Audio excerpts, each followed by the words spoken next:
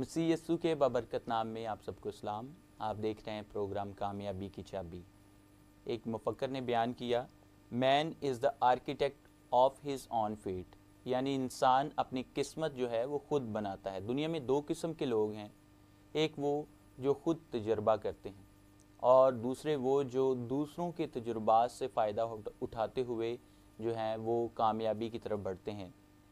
अगर हम सिर्फ़ और सिर्फ अपनी किस्मत को देखते रहें, अपने हाल को देखते रहें और हालात का मुकाबला ना करें, मेहनत ना करें, कामयाबी की तरफ बढ़े ना, तो कभी भी हम आगे नहीं बढ़ सकते।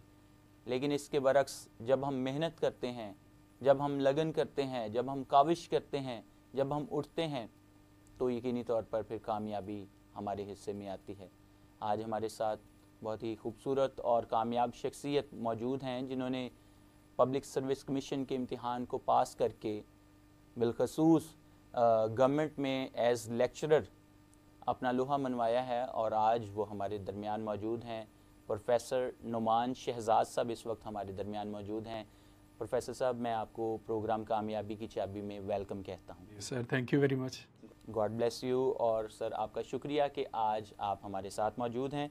सर, ज़रूर अपनी ज़िंदगी के बारे में, अपने तजुर्बात के बारे में हमारे साथ शेयर कीजिएगा। ख़ास तौर पर ये कि आपकी इब्तदाई ज़िंदगी कैसी गुजरी और तालीमी सरगर्मियाँ कैसी रहीं, कौन कौन से इंस्टीट्यूट में आप पढ़े, ज़रूर हमारे नाज़रीन के साथ शेयर करें। जी भाई, थैंक यू वेरी मच। आपने ये बहुत अच्छा जो प्रोग्राम है इसको इनिशिएट किया हुआ है, तो खुदा आपको बरकत दे, इस प्रोग्राम को, चैनल को बरकत दे। तो मैं अपना इंट्रोडक्शन करवाता जाता हूँ। जैसा कि नाम तो आपने बता दिया, तो कुछ और बेसिकली जो है मेरा ताल्लुक फैसलाबाद के गांव से है, ईसा नगरी से। तो वहाँ से मैंने इब्तदाई तालीम हासिल की, मैट्रिक किया। उसके बाद एक करीबी शहर से, समंदरी से ग्रेजुएशन की। तो 2004 या 5 में मैं लाहौर आ गया कि यहाँ आके कुछ देखते हैं और आगे पढ़ते हैं। मकसद मेरा ये था कि लिटरेचर में आगे पढ़ा जाए, मास्टर्स किया जाए। तो यहाँ आकर मैंने जो है मैं इंग्लिश जो है उसको कंप्लीट किया।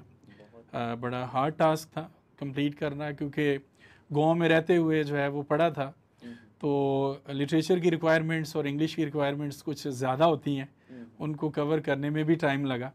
लेकिन कुछ अच्छे लोग मिले, अच्छे टीचर्स मिले, तो वो फिर मैंने कंप्लीट किया। इसके बाद मैंने फिर इसमें एमफिल भी किया, ठीक है। और ड्यूरिंग एमफिल ही मेरी पीपीएससी की ये जॉब, लेक्चरशिप की हुई 2016 में। तो ये सफ़र है, यानी पहला सफ़र जो है वो गाँव में है, और उसके बाद 2004 से फिर लाहौर में है। बहुत बहुत उम्दा सर।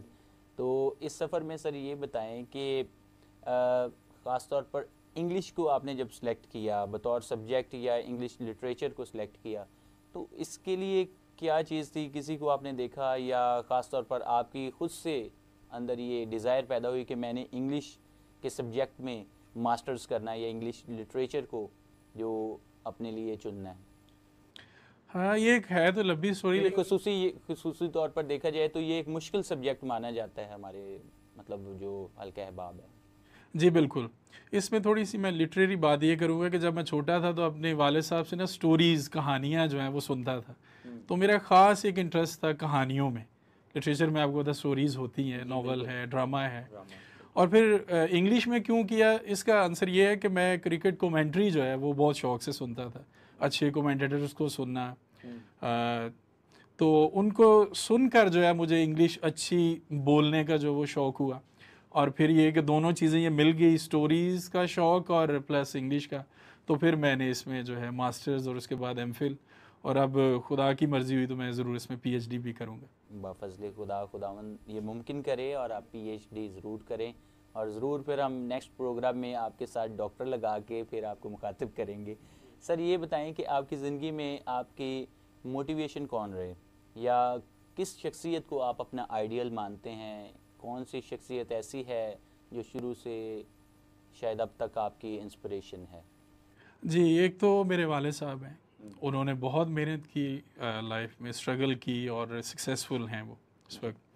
इसके अलावा क्रिकेट की मैंने बात की तो उसमें सचिन तेंदुलकर जो है वो मेरे फेवरेट हैं, कि किस तरह से वो यानी कि एफर्ट के साथ जो है अपनी फ़िटनेस को, अपनी परफॉर्मेंस को मेंटेन उन्होंने इतने साल रखा। उसके बाद अगर रिलीजियसली बात की जाए, स्पिरिचुअल बात की जाए, तो उसमें डॉक्टर लियाकत कैसर साहब, जब मैं लाहौर आया 2004 से, उनको जो है वो FGA चर्च जाना शुरू किया, उनको सुना, तो उनकी लेक्चर की डिलीवरी, उनका नॉलेज और जो खुदा ने उन पे अनॉइंटिंग रखी है, उन तीनों चीज़ों ने मुझे बहुत जो है ना इम्प्रेस किया, इंस्पायर किया।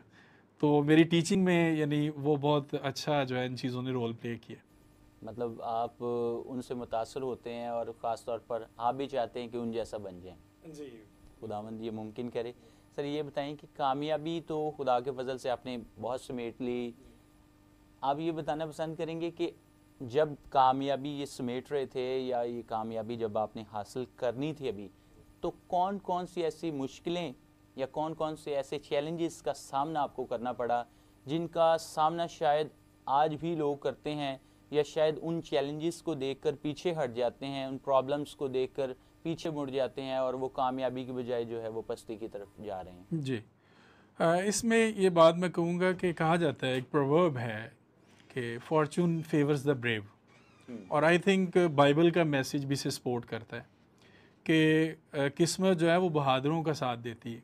आप सारे जो है राइचियस खुदा के लोग बाइबल में से देख लीजिए कि उन्होंने यानी हिम्मत की है और खुदा के लिए खड़े हुए हैं, तो उसके बाद उनको फेवर मिली। मोस्टली हम ग्रेस के जिक्र करते हैं कि जी ग्रेस पीरियड है, लेकिन ग्रेस के लिए भी आप पहले कुछ करते हैं तो फिर वो आपको हासिल होती है। ठीक है, पेपर जब आप देते हैं और मार्क्स अगर थोड़े कम रह जाएं तो फिर ग्रेस मार्क्स मिलते हैं, लेकिन अगर आप अपीयर ही ना हो तो फिर आपको ग्रेस मार्क्स नहीं मिलते। डेफिनेटली ऐसे। सो इसके लिए आप कहना चाह रहे हैं कि आपने हिम्मत की है, और आप ये पैगाम भी उन लोगों को यही देना चाहते हैं जो इस वक्त ख़ास तौर पर डरे हुए हैं, अपने सामने आए हुए चैलेंजेस या उन मुश्किलों को देखते हुए वो डर रहे हैं, अगर तो आप उनको ये पैगाम दे रहे हैं कि ज़रूर हमें हिम्मत करनी है। जी बिल्कुल। आपने सर मुश्किलात की बात की थी जी। तो मुश्किलात ख़ास तौर पर एकेडमिक जो मेरा जर्नी है उसमें बहुत सारी आई हैं, और ये आलमोस्ट मैट्रिक से स्टार्ट हुई और फिर साथ साथ चलती रहीं। मैंने अपने स्कूल में पहली क्लास से लेकर ऑलमोस्ट 8th क्लास तक फर्स्ट पोजीशन ली, के क्लास में भी और फिर स्कूल में भी। लेकिन उसके बाद कुछ प्रॉब्लम्स जो है उन्होंने सारे उठाना शुरू किया। मैट्रिक में कुछ प्रॉब्लम्स फेस करना पड़े हेल्थ के हवाले से भी, और फिर MA इंग्लिश में बहुत ज़्यादा मैंने मुश्किलात जो है फ़ेस की। एक दफ़ा मैं इतना बीमार पड़ गया कि कोई 2-2.5 माह जो है वो मैं चारपाई पर रहा और बिल्कुल एक हड्डियों का ढांचा बन गया।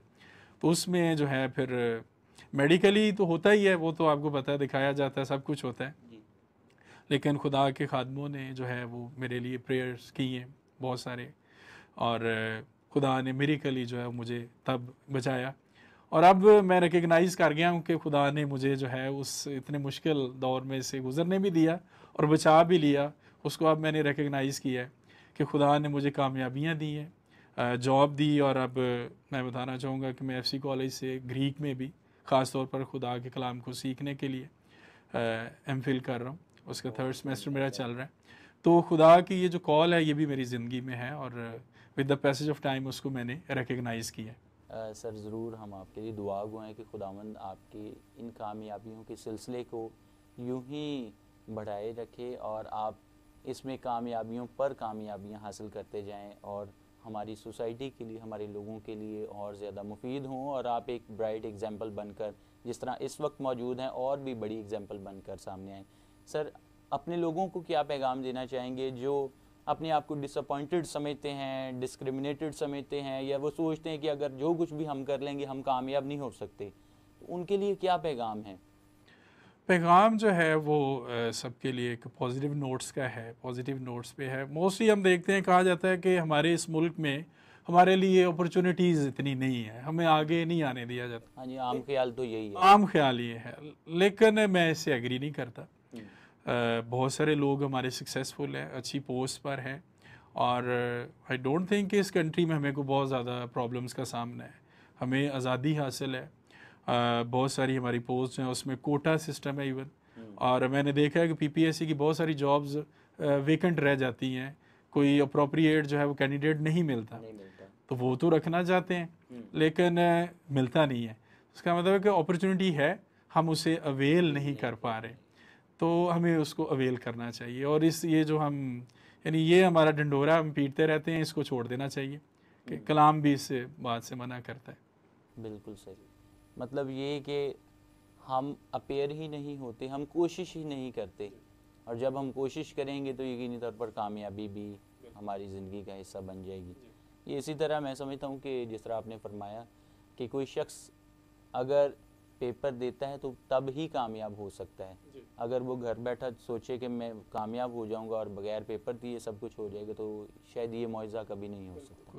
यानी फ्रंट पे आने की ज़रूरत है, करेज की ज़रूरत है। आप देखें कि जब वो ओल्ड टेस्टामेंट में जाती जुलीत और उसकी फ़ौजें कई दिनों से ललकार रही थी, तो डेविड ने जो है वो करेज किया था, ठीक है, उस चैलेंज को एक्सेप्ट किया था, और आपको पता है कि उसको सक्सेस हासिल हुई। अगर वो करेज ना करता तो क्या फॉर्चून जो है वो वैसे ही उतर आती? उसने करेज की, स्टेप लिया, खुदा ने भी नहीं उसे कहा कि जा, उसने आया सामने तो सुपरनैचुरल जो पावर है वो भी आ गई उसके साथ, ठीक है। सक्सेस तभी आती है जब हम फ्रंट पे आते हैं, हम स्टेप लेते हैं और खड़े होते हैं। सारी एग्जांपल्स आप ऐसे देख सकते हैं। बिल्कुल, बड़ी खूबसूरत एग्जांपल आपने बाइबल में से दी है। और यकीनी तौर पर अजीज़ों, हम जब सामने आते हैं, हिम्मत करते हैं, तो फिर कामयाबी हमारी ज़िंदगी का हिस्सा बनते हैं।